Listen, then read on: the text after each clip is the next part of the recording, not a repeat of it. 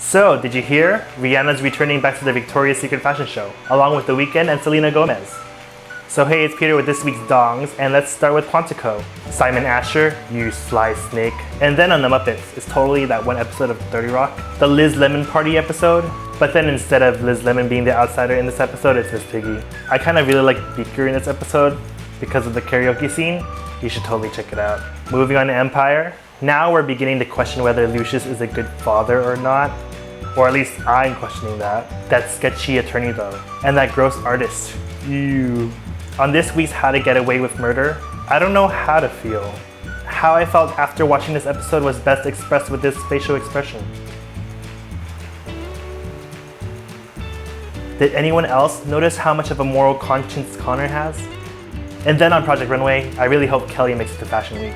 I'm such an old lady for mentioning this, but I watched Tyra's The Fab Life, and she actually invited a designer to show how she printed clothes with the 3D printer, and that was much more interesting than the avant-garde challenge itself, because that printer just printed out shapes on mesh.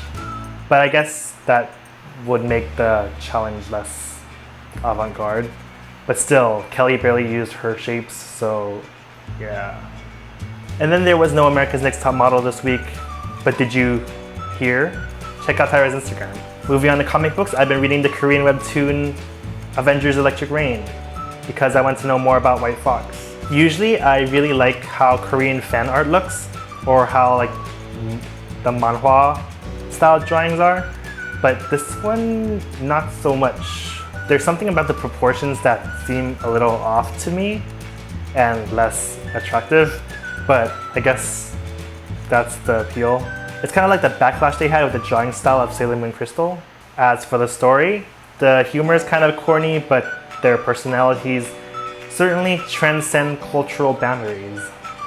And since Marvel's Secret Wars is coming to an end, that means there's going to be a launch of new comics, so I read Avengers #0. It's like an introduction to Marvel's new lineup. In it, you'll get the Avengers, the Uncanny Avengers, A-Force, the Ultimates, and New Avengers. I'd recommend it if you're big on artwork and coloring because the issue is really long. My favorite stories in this revolve around Deadpool and America Chavez, but if you like Vision, there's a big part with him in it too.